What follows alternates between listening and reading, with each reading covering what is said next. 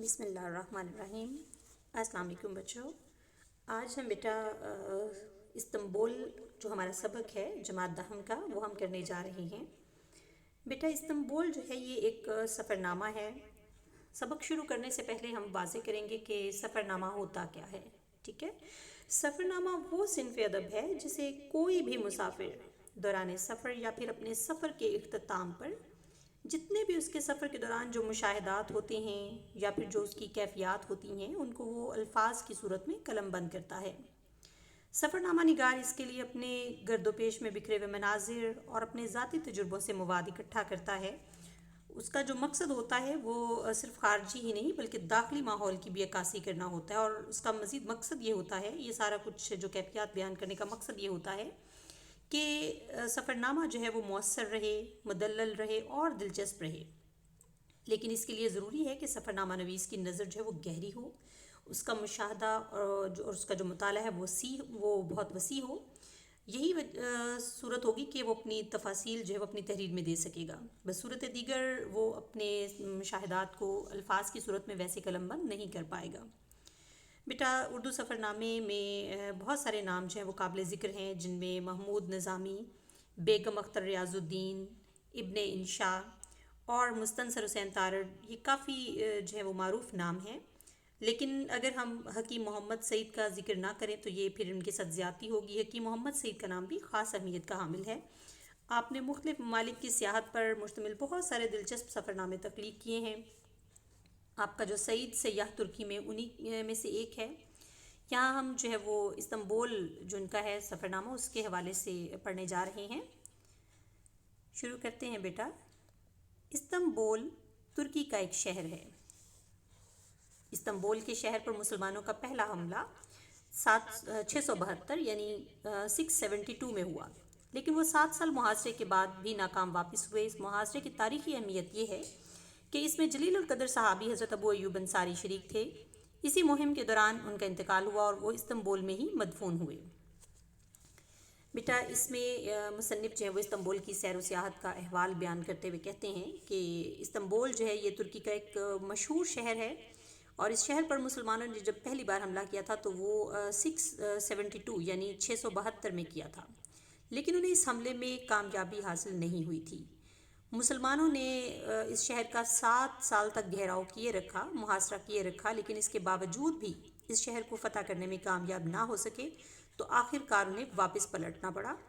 یہ محاصرہ دیکھا جائے تو تاریخی حیثیت سے بھی خاص اہمیت کا حامل ہے، کیونکہ اس محاصرے میں حضور صلی اللہ علیہ وآلہ وسلم کے جو میزبان تھے، اولین میزبان جو مدینہ میں تھے، انہیں میزبان ہونے کا جن کو شرف حاصل ہوا تھا، حضرت ابو ایوب انصاری رضی اللہ تعالیٰ عنہ، وہ بھی اس میں شریک تھے۔ اور اسی محاصرے کے دوران یعنی اسی مہم کے دوران آپ رضی اللہ تعالیٰ عنہ انتقال فرما گئے اور آپ کو استنبول میں ہی دفن کیا گیا تھا۔ استنبول قسطنطنیہ کی فتح مراد ثانی کے بیٹے محمد سعید کے لیے، جسے محمد فاتح بھی کہا جاتا ہے، مقدر ہو چکی تھی۔ سلطان محمد فاتح نے 1452 میں یعنی 1452 میں پورے شہر استنبول پر پوری منصوبہ بندی کے ساتھ حملہ کیا۔ 29 مئی 1453 کو استنبول پر مسلمانوں کا مکمل قبضہ ہو گیا۔ سلطان فاتحانہ انداز سے شہر میں داخل ہوا اور سب سے پہلے اس نے آیا صوفیہ میں جمعے کی نماز پڑھی۔ بیٹا یہ استنبول جس کا پرانا نام قسطنطنیہ ہے، اس کی جو فتح ہے وہ عثمانیہ سلطنت کے ایک جلیل القدر بادشاہ مراد ثانی کے بیٹے محمد ثانی کی قسمت میں اللہ تعالیٰ نے لکھ دی تھی۔ لہٰذا محمد ثانی کو یہ اعزاز، یہ افتخار حاصل ہے کہ مسلمانوں کی صدیوں کی کوششوں کے باوجود بھی اسی کے ہاتھوں قسطنطنیہ کی فتح ہوئی۔ تو یہی وجہ ہے کہ انہیں محمد فاتح بھی کہا جاتا ہے۔ محمد فاتح نے 1452 میں جو تھا وہ شہر استنبول پر باقاعدہ منصوبہ بنایا اور پھر اس کے بعد بڑا منظم انداز میں جو ہے وہ حملہ کیا، تو یہی وجہ ہے کہ پھر مسلمانوں کو فتح نصیب ہوئی۔ لہٰذا پھر 29 مئی 1453 میں جب مسلمانوں کا استنبول پر مکمل قبضہ ہو گیا تو تب جو تھا محمد فاتح ایک عظیم فاتح کی حیثیت سے شہر میں داخل ہوئے، اور سب سے پہلے انہوں نے شہر میں داخل ہونے کے بعد سب سے پہلے انہوں نے آیا صوفیہ میں جمعے کی نماز پڑھی تھی۔ جب مسلمانوں نے قسطنطنیہ کو فتح کیا تو یہاں کے لوگ دور نکل گئے۔ ان کا خیال تھا کہ جب فاتحین یہاں پہنچیں گے تو آسمان سے ایک فرشتہ اتر کر ان کو واپس دھکیل دے گا. لہٰذا سلطان محمد فاتح گھوڑے سے اتر کر کلیسا کے اندر داخل ہوا اور اس نے وہیں نماز ادا کی. مسلمانوں نے اس میں بہت سی تعمیرات کا اضافہ کیا. دیواروں اور چھتوں کی پچیکاری پر سرمئی کلی کروا دی. جن دیواروں پر بت بنے ہوئے تھے انہیں منہدم کروا کر نئی دیوار بنوا دی گئی. سلطان محمد نے ایک بلند مینار تعمیر کروایا. سلیم ثانی نے شمال کی جانب دوسرا مینار بنوایا. مراد ثالث نے باقی 2 مینار اور مرمت کا سارا کام مکمل کروایا. اس نے صدر دروازے کے پاس اندر کی طرف سنگ جراحت کی 2 بڑی بڑی نالیاں بنوائیں اور 2 بڑے چبوترے تعمیر کروائے جن پر بیٹھ کر قرآن پاک کی تلاوت کی جاتی تھی. بیٹا اس میں مصنف ہمیں بتاتے ہیں کہ جب مسلمانوں نے قسطنطنیہ کو فتح کیا تو وہاں کے لوگ بھاگ گئے.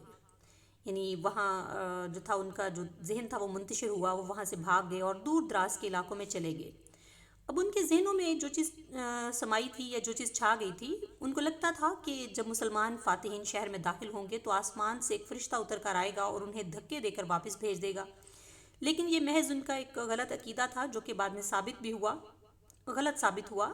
چنانچہ سلطان محمد فاتح جو تھے وہ اپنے لشکر سمیت بڑے فاتحانہ انداز میں جو تھا وہ اندر داخل ہوئے شہر میں اور اپنے گھوڑے سے اتر کر گرجا گھر میں جا کر نماز ادا کی. مسلمانوں نے اس شہر کے گرجا گھر میں بہت سی تعمیرات کا اضافہ بھی کروایا. انہوں نے اس کی دیواروں اور چھتوں پر رنگدار شیشوں اور قیمتی پتھروں کو ملا کر نقش و نگار بنائے اور مزید ان کو چمکانے کے لیے، خوبصورت بنانے کے لیے ہلکے سیاہ رنگ کی کلئی بھی کروا دی گئی. یعنی ان کا مقصد تھا کہ اس کو مزید خوبصورت بنا دیا جائے. تو اسی سلسلے میں انہوں نے گرجا گھر کی جن دیواروں پر جو بت بنے ہوئے تھے انہیں گرا کر ان کی جگہ نئی دیوار تعمیر کرا دی گئی. سلطان محمد فاتح نے اس کلیسا میں ایک بلند و بالا مینار بھی تعمیر کروایا. چنانچہ سلطنت کے فرمانروا سلیم ثانی نے کلیسا کی شمالی سمت میں دوسرا مینار بنوایا. اسی طرح سلطنت عثمانیہ سلطنت اور ایک اور عظیم فرمانروا مراد ثالث نے باقی 2 مینار بنوائے. اس کے علاوہ انہوں نے کلیسا کی تعمیر و مرمت کا بھی سارا کام کروایا. مراد ثالث نے کلیسا کے جو بڑے بڑے دروازے تھے اور مرکزی دروازے کے پاس اندر کی طرف سفید پتھر کی 2 بہت بڑی بڑی نالیاں بنوائیں اور اس کے علاوہ 2 بڑے بڑے چبوترے بھی بنوائے گئے جن پر بیٹھ کر قرآن مجید کی تلاوت کی جاتی تھی. ایا صوفیہ کے برابر قبرستان ہی میں اکثر عثمانی حکمرانوں کے مزار واقع ہیں. یعنی کہتے جو ایا صوفیہ کی جو تھا اس کے بالکل برابر میں ہی ایک قبرستان ہے جہاں پہ اکثر عثمانی حکمرانوں کے مزار ہیں. سلطان مراد رابع نے مسجد کی خالی دیواروں پر مشہور خطاط مصطفیٰ چلبی سے بڑے بڑے سنہری حروف میں آیات قرآنی لکھوائیں. محمود اول نے 1754 میں یعنی 1754 میں وسیع چھت کا سلطانی راستہ، ایک خوبصورت فوارہ، ایک مدرسہ اور شمال میں ایک وسیع دارالطعام یعنی کھانے کے لیے جو ایک کمرہ بنوایا گیا. مزید جو تھا وہ مسجد میں ایک بیش قیمت کتب خانہ بھی قائم کیا گیا. بیٹا مصنف ہمیں بتاتے ہیں کہ استنبول کی جو ایک تاریخی مسجد ایا صوفیہ کے قریب ہے، اس میں وہاں پہ قریب ہی ایک قبرستان ہے جس میں عثمانیہ سلطنت کے اکثر حکمرانوں کے مقبرے ہیں. سلطان مراد رابع نے مسجد کی خالی دیواروں پر جو ہم اس وقت کا جو مشہور خطاط تھا مصطفیٰ چلبی ان کا نام تھا، ان سے بڑے بڑے سنہری حروف میں قرآنی آیات لکھوائیں. اور سلطنت عثمانیہ کا ایک اور حکمران محمود اول نے 1754 میں وسیع اور اس چھت کا سلطانی راستہ جو تھا وہ بنوایا. اس کے علاوہ ایک خوبصورت فوارہ بھی لگوایا جس میں مسجد کی خوبصورتی میں مزید اضافہ کر دیا. محمود اول نے ہی اس مسجد میں مدرسہ بھی بنوایا اور مسجد کی شمال میں وسیع خانے کی جگہ بنوائی. نیز مسجد میں انہوں نے ایک بہترین کتب خانہ بھی تعمیر کروایا. جی اس کے ساتھ ساتھ بتاتے ہیں کہ سلطان عبد المجید کے دور میں مسجد کے جن حصوں کے گرنے کا خطرہ پیدا ہوا تھا ان کی مرمت کروائی گئی. مشہور خطاط مصطفیٰ عزت آفندی کی لکھی ہوئی 8 گول لوحیں بھی اسی عہد میں نصب کی گئیں. استنبول یا قسطنطنیہ کی ایک بہت بڑی خصوصیت یہ بھی ہے کہ اسے مساجد کا شہر بھی کہا جاتا ہے، جہاں عثمانی عہد کا طرز تعمیر اپنی پوری شان و شوکت کے ساتھ جلوہ گر ہے. یوں تو دیکھا جائے تو پورے شہر میں تقریباً 500 مساجد ہیں، لیکن اسلامی فن تعمیر کا جو نمونہ ہے وہ سلیمانیہ مسجد ہے. یعنی مصنف ہمیں بتاتے ہیں کہ جب سلطان عبد المجید کا دور حکومت تھا تو جن حصوں کے گرنے کا مسجد کے جن حصوں کے گرنے کا خطرہ پیدا ہو گیا تھا تو ان کی مرمت کروائی گئی تاکہ وہ مضبوطی ان میں پیدا ہو سکے. اور انہی کے دور میں مشہور خطاط مصطفیٰ عزت آفندی کی لکھی ہوئی جو 8 گول تختیاں بھی مسجد میں لگوائی گئیں. مصنف کہتے ہیں کہ استنبول یا قسطنطنیہ کی ایک خاص جو خوبی ہے وہ یہ بھی ہے کہ اس میں بہت زیادہ مساجد ہیں، اسی لیے اسے مسجدوں کا شہر کہا جاتا ہے. اس شہر میں تقریباً 500 مساجد ہیں. ان میں سے اکثر مسجدیں سلطنت عثمانیہ ہی کے دور میں تعمیر کی گئیں. یہی وجہ ہے کہ ان مساجد میں عثمانی عہد کا طرز تعمیر اپنی پوری آب و تاب کے ساتھ نظر آتا ہے. مگر ان مساجد میں سے اسلامی فن تعمیر کا سب سے عمدہ نمونہ سلیمانیہ مسجد ہی ہے.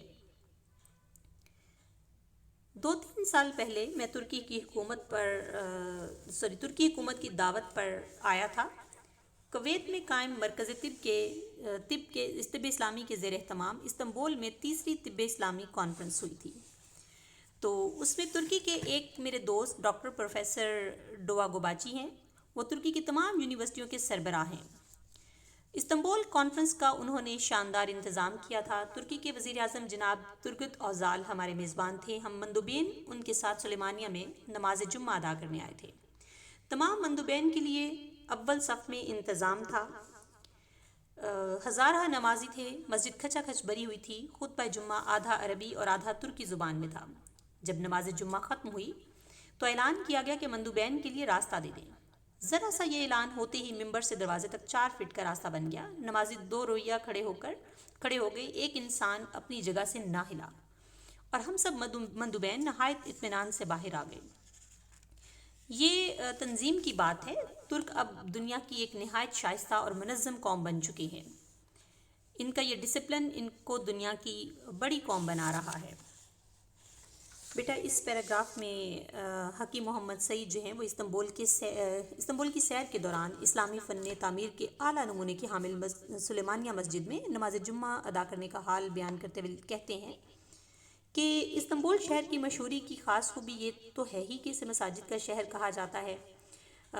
اس شہر میں عثمانی دور حکومت میں نئی عمارتیں بنوانے کا جو فن تھا بڑی سج دھج اور ٹھاٹ پاٹ کے ساتھ نظر آتا تھا. یوں تو پورے شہر میں تقریباً 500 مساجد ہیں، لیکن ان میں سلیمانیہ مسجد جو ہے وہ مسلمانوں کے عمارتیں بنوانے کا ہنر کا ایک بہت اعلیٰ نمونہ ہے. مصنف بتاتے ہیں کہ میں 2-3 سال پہلے ترک حکومت کی دعوت پر استنبول آیا، یعنی ان کو بلایا گیا تھا ترک حکومت کی جانب سے. تو وہ بتاتے ہیں کہ کویت میں طب اسلامی کا ایک مرکز قائم ہے. اس مرکز کے زیر انتظام استنبول میں طب اسلامی کی 3ری مشاورتی مجلس منعقد ہوئی. ترکی میں میرے ایک دوست ہیں، ان کا نام ڈاکٹر پروفیسر گوباچی ہے. وہ ترکی کی تمام یونیورسٹیوں کے سربراہ ہیں. وہ اسی حوالے سے ذکر کرتے ہیں کہ وہ ترکی کی تمام یونیورسٹیوں کے سربراہ ہیں. اس مشاورتی مجلس کے انعقاد میں بتاتے ہیں کہ انہی کا ہاتھ تھا. انہوں نے اس مجلس کا جو ہے وہ شاندار انتظام کیا اور وہ ترکی کی تمام یونیورسٹیوں کے سربراہ بھی ہیں. تو لہٰذا کہتے ہیں کہ اسی مشاورتی مجلس کے انعقاد میں لہٰذا انہی کا ہاتھ تھا. انہوں نے اس مجلس کا بتاتے ہیں کہ بہت شاندار انتظام کیا. ترکی کے جو وزیر اعظم تھے اس وقت کے جناب ترگت اوزال، انہوں نے کہتے ہیں کہ ہماری میزبانی کے فرائض ادا کیے. بتاتے ہیں مصنف کہ اس مجلس میں مختلف ملکوں کے نمائندے شریک تھے.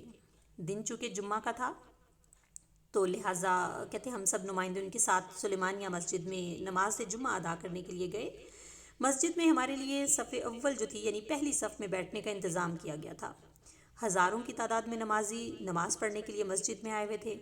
مسجد نمازیوں سے خوب بھری ہوئی تھی. مسجد میں جمعے کا خطبہ شروع ہوا جو کہ آدھا عربی زبان میں تھا اور آدھا ترکی زبان میں. جب جمعے کی نماز ختم ہوئی تو اعلان کیا گیا کہ نمائندوں کے لیے راستہ دے دیں. لہٰذا اس اعلان کے ہوتے ہی مسجد کے ممبر سے دروازے تک جو 4 فٹ کا چوڑا جو ہے راستہ بن گیا. یعنی نمازی جو تھے وہ دونوں راستے کے دونوں طرف جو قطاروں میں کھڑے ہو گئے. ان میں سے کوئی آدمی بھی اپنی جگہ سے نہ ہلا. لہٰذا کہتے ہیں کہ ہم سب نمائندے نہایت ہی اطمینان سے باہر آ گئے.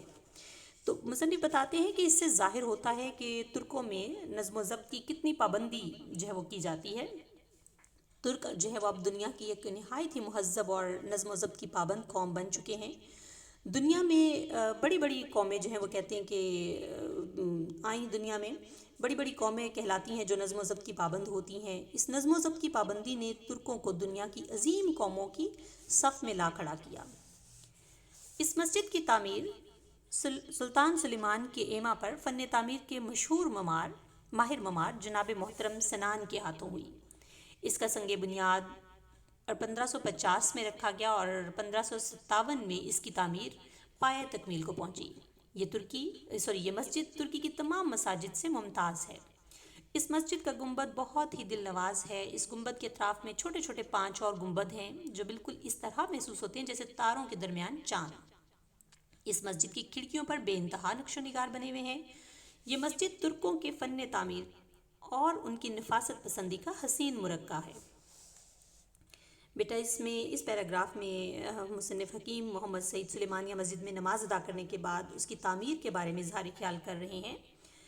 وہ ہمیں بتاتے ہیں کہ یعنی وہ ان کی تعمیر کے حوالے سے جو ہے وہ بیان کرتے ہیں کہ یہ جو مسجد ہے سلطان سلیمان کے کہنے پر جو ہے وہ تعمیر کی گئی۔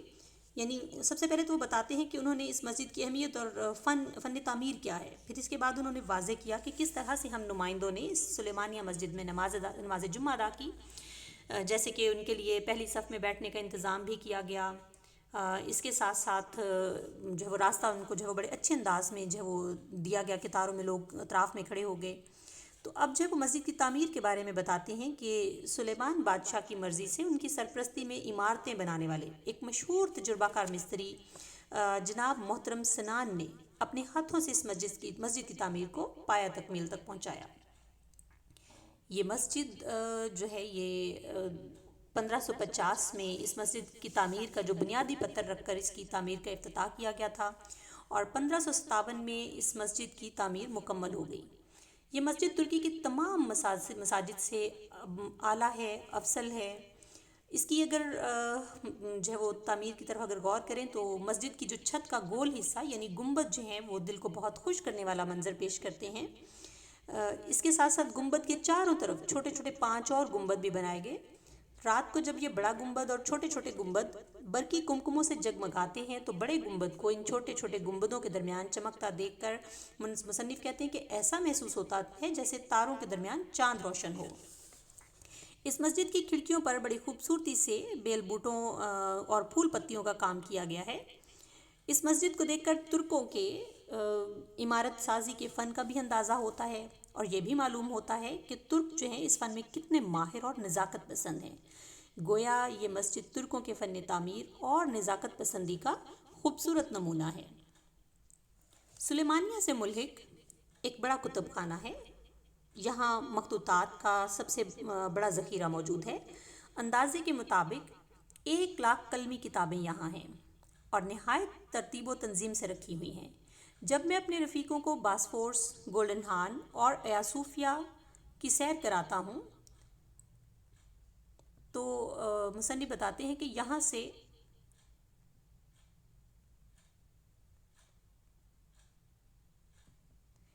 تو کہتے ہیں کہ کراتا ہوں تو یہاں سے سلیمانیہ میں لایا تو کراتا ہوا یہاں سلیمانیہ میں لایا تو سب کی حیرت و مسرت کی کوئی انتہا نہ رہی۔ ہم سب نے یہاں اچھا خاصا وقت صرف کیا۔ اب ہم توپ کاپی سرائے چلے کہ ترکی میں یہ ایک نہایت اہم عجائب گھر ہے۔ ہم سب یعنی محترم خانم ڈسلوا، محترم ڈاکٹر محمد شعیب اختر، محترم ڈاکٹر عطاء الرحمن، محترم جناب ڈاکٹر ظفر اقبال توپ کاپی پہنچ گئے۔ یہاں آئے تو سیلانیوں یعنی ٹورسٹوں کا جمع غفیر تھا۔ میرے دوستوں کو ناشتے کی ضرورت محسوس ہوئی۔ توپ کاپی میں اندر نہایت زوردار ناشتہ کیا۔ میں نے بس جوس نوش جان کر لیا۔ ان دوستوں نے ترکش بند کی خوب تعریف کی۔ خیر جناب جلدی ناشتہ کر کے ہم توپ کاپی سرائے میوزیم دیکھنے چل پڑے۔ میوزیم دیکھنے چل پڑے۔ استنبول کے عجائب خانوں میں توپ کاپی کی جو حیثیت شہرہ آفاق ہے۔ یہاں رومی، بزنطینی اور عثمانی عہد کی ہزاروں لاکھوں قیمتی اشیاء رکھی گئی ہیں۔ اس میں عثمانی سلاطین کے آثار، جواہرات، ملبوسات اور دیگر اشیاء آرائش و تزئین کے علاوہ چینی، جاپانی، عربی اور یورپی عجائب بھی رکھے گئے ہیں۔ بیٹا اس میں جو ہے وہ مصنف بتاتے ہیں کہ کس طرح سے سلیمانیہ جو ہے وہ اس سلیمانیہ مسجد سے بالکل جڑا ہوا ایک بڑا کتب خانہ ہے۔ یہاں پر بغیر چھپے ہوئے قلمی نسخوں کا ایک بہت بڑا ذخیرہ موجود ہے۔ ایک اندازے کے مطابق مصنف بتاتے ہیں کہ جو قلم سے لکھی ہوئی کتابیں ہیں وہ تقریباً 1 لاکھ کتابیں اس کتب خانے میں موجود ہیں، اور ان کتابوں کو ایک خاص انتظام اور ترتیب کے ساتھ کتب خانے میں رکھا گیا ہے۔ حکیم محمد سعید بتاتے ہیں کہ اس کے بعد میں نے اپنے دوستوں کو باسفورس، گولڈن ہارن اور ایہا صوفیہ کی سیر کروائی۔ تو کہتے ہیں کہ جب میں اپنے دوستوں کو باسفورس، گولڈن ہارن اور ایہا صوفیہ کی سیر کرانے کے بعد سلیمانیہ میں لایا تو وہ سب بہت خوش اور حیران ہوئے۔ یہاں ہم نے کافی وقت گزارا، یہاں کی سیر سے خوب لطف اندوز ہوئے۔ اس کے بعد کہتے ہیں کہ ہم توپ کاپی سرائے کی طرف روانہ ہوئے، جہاں ترکی کا بہت اہم اور بڑا عجائب گھر واقع ہے۔ اس سفر اور سیر کے دوران محترم خانم ڈسلوا، محترم ڈاکٹر محمد شعیب اختر، محترم ڈاکٹر عطاء الرحمان، محترم جناب ڈاکٹر ظفر اقبال میرے ساتھ تھے۔ ہم سب سلیمانیہ سے روانہ ہو کر توپ کاپی پہنچ گئے۔ یہاں ہم نے صرف رس پی کر ناشتہ کیا۔ میرے دوستوں نے ناشتے میں پیش کی گئی ترکی ڈبل روٹی کی بڑی تعریف کی۔ جلدی جلدی ناشتہ کر کے ہم توپ کاپی سرائے کا عجائب گھر دیکھنے کے لیے روانہ ہوئے۔ استنبول کے عجائب گھروں میں توپ کاپی کا عجائب گھر پوری دنیا میں مشہور ہے۔ اس کی وجوہات ہیں کہ یہاں رومی، بزنطینی اور عثمانی دور حکومت کی لاکھوں ہزاروں قیمتی اشیاء رکھی گئی ہیں۔ اس میں عثمانی بادشاہوں کی نشانیاں، ہیرے موتی، قیمتی پتھر، قیمتی لباس اور زیب و زینت اور بناؤ سنگھار کی دوسری چیزوں کے علاوہ چینی، جاپانی، عربی اور یورپی نادر چیزیں بھی رکھی گئی ہیں۔ تو یہ ساری چیزیں جو ہیں وہ مصنف کے مطابق کے لوگوں کے لیے دلچسپی کا باعث ہیں، تو لہٰذا لوگ جو ہیں وہ دلچسپی کے ساتھ اس کو پھر دیکھتے ہیں۔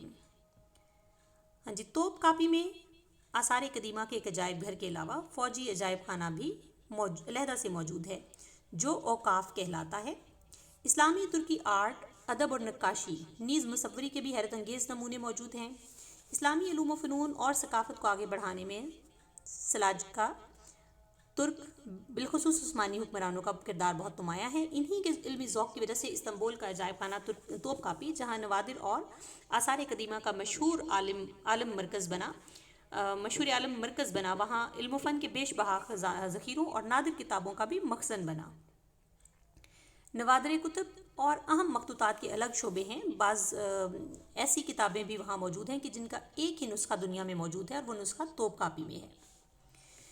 بیٹا اس میں حکیم محمد سعید جو ہیں وہ توپ کاپی کے آثار قدیمہ کے متعلق جو ہے وہ احوال بیان کرتے ہوئے کہتے ہیں کہ ہم سب دوست جب توپ کاپی پہنچ گئے، جہاں سیر کرنے والوں کا ایک بہت بڑا رش موجود تھا، تو وہاں پہ ہم نے پہلے جو ہے وہ ناشتہ کیا، بڑا ڈٹ کر ناشتہ کیا، اور اس کے بعد پھر ہم نے جو ہے وہ توپ کاپی میں پرانے زمانے کے جو قیمتی نشانیاں ہیں ان کے ایک عجائب گھر کے علاوہ ایک علیحدہ فوجی عجائب گھر بھی جو موجود ہے وہاں پہ۔ اس عجائب گھر کو اوقاف کہا جاتا ہے۔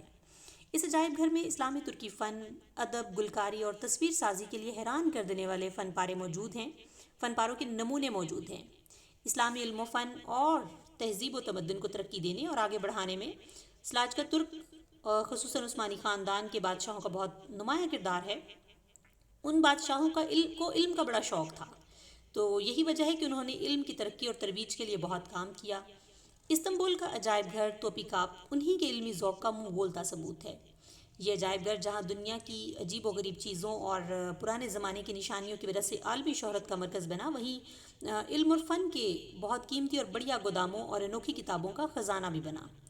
اس عجائب گھر میں عجیب و غریب کتابوں کے اور بغیر چھپے ہوئے اہم قلمی نسخوں کی الگ الگ جو شاخیں ہیں۔ ان میں بعض ایسی کتابیں بھی ہیں جن کا دنیا میں صرف ایک ہی نسخہ ہے، اور وہ نسخہ صرف اور صرف توپ کاپی میں ہے۔